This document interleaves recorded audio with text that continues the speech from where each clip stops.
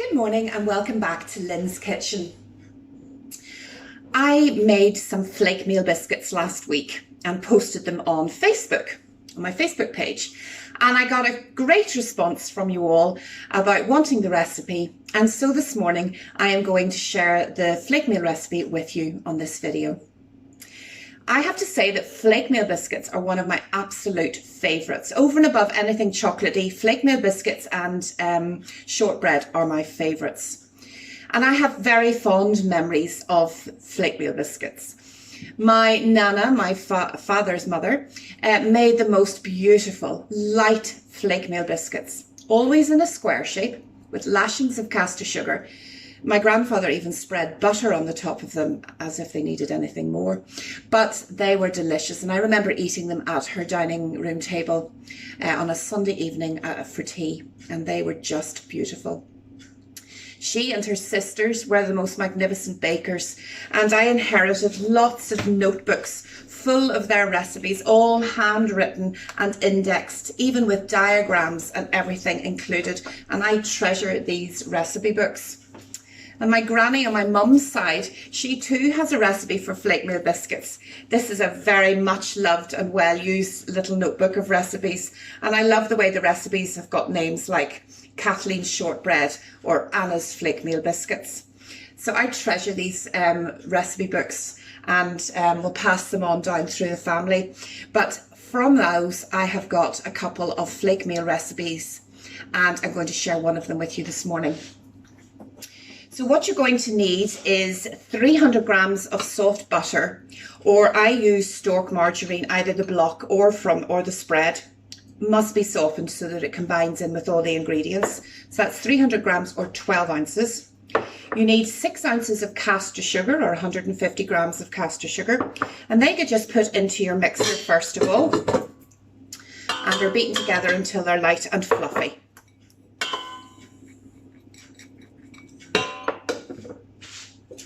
So we'll put the beater on and just beat them together until it's light and fluffy.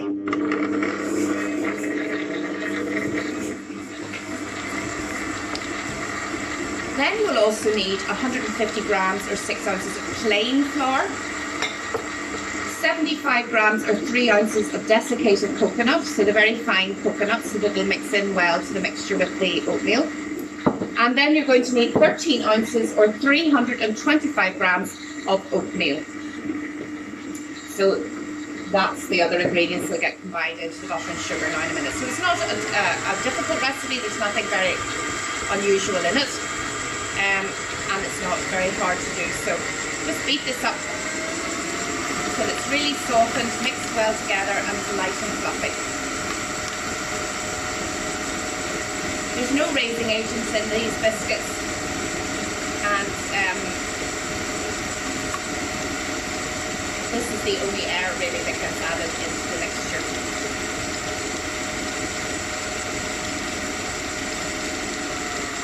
Lovely.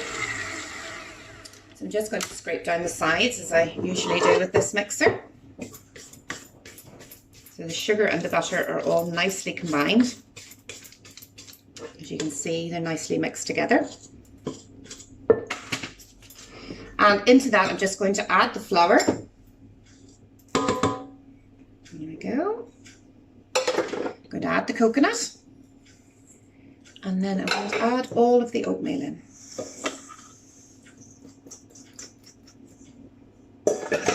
So while it's mixing, I have the oven turned on to 160 degrees centigrade in a fan oven, which would be about 170, 180 in an ordinary oven and gas mark 4.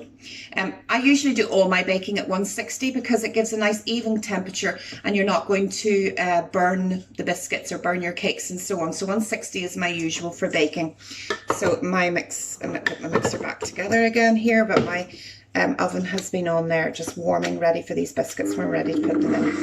So just very slowly combine the mixture together.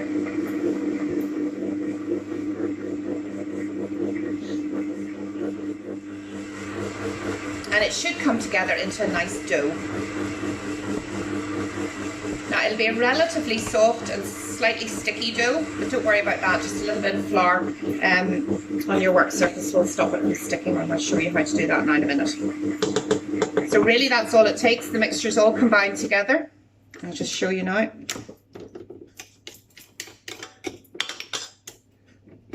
Away.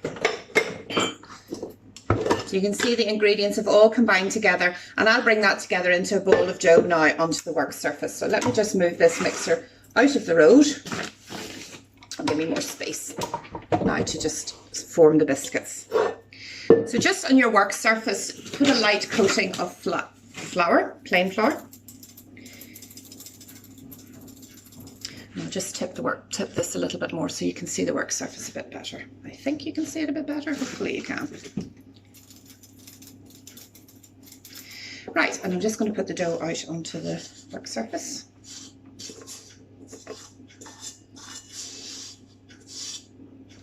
That's this. And then you just bring that dough together with your hands and form a ball.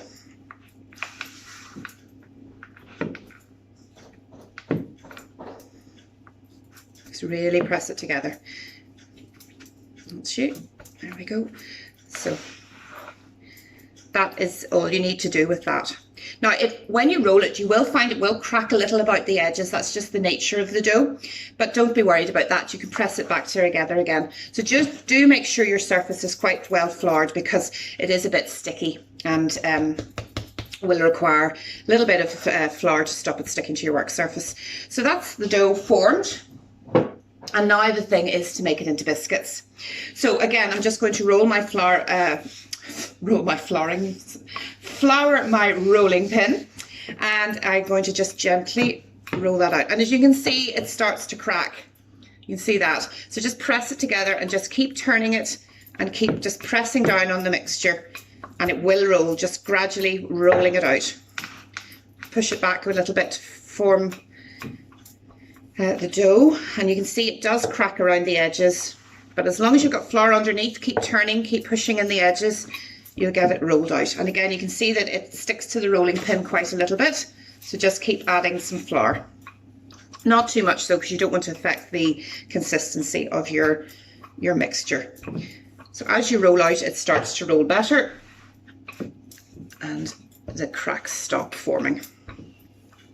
So you want it down to about just about 1 centimetre or so thickness. Depends on what you like, but I don't like them too thick. And you can just dust them with sugar and eat them like that, or you can sandwich them together. Now, if you're going to sandwich the biscuits together, you want them a little bit thinner, because you don't want it to be too chunky whenever you put the two layers together. So let's just see how we're doing. Still holding together. Does, as I say, stick to the rolling pin quite a bit, but just keep going. And I think that's probably as thin as I want it. Looks quite good. Lovely. So now what I'm going to do is I'm going to take a cutter. So I have a little round cutter.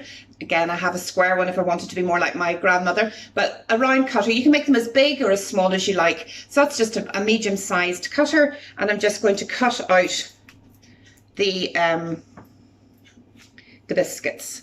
So as you can see, they're a nice thickness, and they're just a good size, because quite enough really for a biscuit. There we go. And just keep cutting them out. So now I have a baking sheet which I have lightly floured, and I'm just going to set that on it. And these will take about 15 minutes, just until they're beginning to get golden around the edges and that they're cooked right through. And we'll get those into the oven now shortly. So that's my floured baking sheet, and I'm just going to set them. Now they don't spread, so I'm just going to leave a bit of space between them. But I don't need to leave a whole lot of space between them. And there we go. And those are going to go into the oven for 15 minutes. So I'm going to continue on. You press, if you want to, you can reform the dough again as many times as you need to cut out all of your biscuits. And I'll come back to you in a short while when these have all been baked. Okay, so the last of the batch of my biscuits are out of the oven. I've got about 36, because this mixture does make quite a lot of biscuits.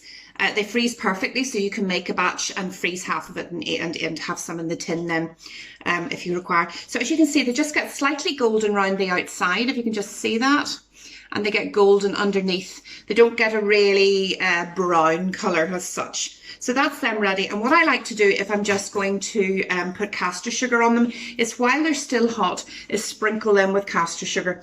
That means that the castor sugar will actually stick to the biscuit. And that gives them a lovely coating of castor sugar. And that reminds me now that that's how my nanas were always lovely. I have a feeling maybe she might even dip the biscuits in a bowl of sugar. So you can do it that way if you want to, or you can just scatter the sugar over the top. So there we go. And then they just go in a cooling rack until you're ready for them. So I'll just pop them over here in my cooling rack. So they're gorgeous, just plain oatmeal biscuits. And I like the coconut in them, although some people maybe wouldn't like coconut. You don't get a particularly coconutty flavour, but you get a lovely light texture, and it adds a bit more crunch to them. So that's the plain flake meal ones, just covered in sugar. Now, the other options you have then are, if you have thinner biscuits, which these ones are, we can jam them. Well, I'm not actually going to jam them, I'm going to use coffee butter icing. So let's see, I have a few more over here of the thinner ones. And I'm just going to pipe a little bit of coffee butter icing into the middle of one. Top with another one. Squeeze them nice together. Put a nice little blob of butter icing on the top. And top with a pecan nut, or you can use walnut or hazelnut, whatever you have. So that's another lovely option, and I love those. So I'll do another one of those for you. A little swirl of coffee butter icing. Place another biscuit on top. Put a little bit of butter icing again on the middle, and place your nut on the top. And that's your coffee oatmeal biscuit. Then another option you can do is to dip them in chocolate. So you can spread a bit of chocolate over one side of your oatmeal biscuit.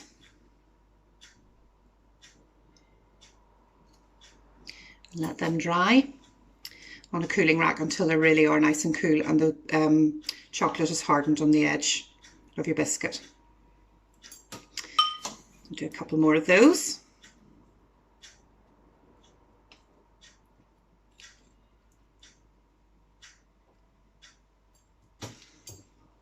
There we go. So it's a very versatile little biscuit. I like it in any guise. It can come with chocolate, it can come with coffee butter icing if it wishes, or it can just come plain with castor sugar. I'm happy with any of them, but it does give you a lovely biscuit that you can then work with as you wish. As I said, they all freeze really well, including the ones that have butter icing and chocolate on them. And they can be in the freezer for six or 7 weeks if you can make them last that long. So that's the chocolatey ones. So let me just show you them. So just half coated in chocolate, and just let them dry in a cooling rack until the chocolate hardens. So I'm just going to put a few on a nice cake stand for you and show you what we've made. So we have the coffee ones, and then we have these lovely sugary ones, which are still my favourites and always will be.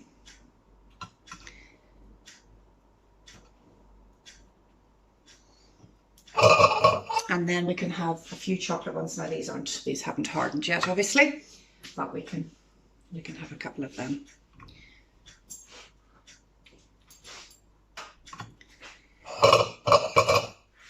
So from a very straightforward, very simple recipe, we've made 3 different types of biscuits, which I hope you will enjoy.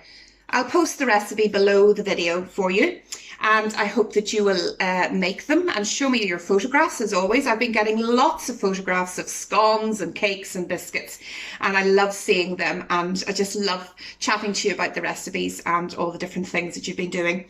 So keep baking, enjoy this recipe, and I promise you, these are absolutely delicious.